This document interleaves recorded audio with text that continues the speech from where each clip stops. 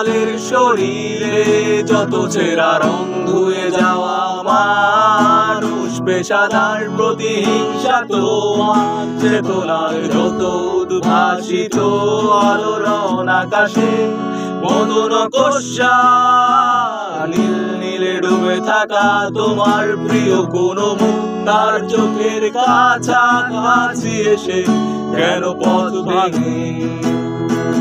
দুটো মানচিত্র একে দুটো দেশের মাঝে বিধে আছে অনুভূতিগুলো ব্যবচ্ছে।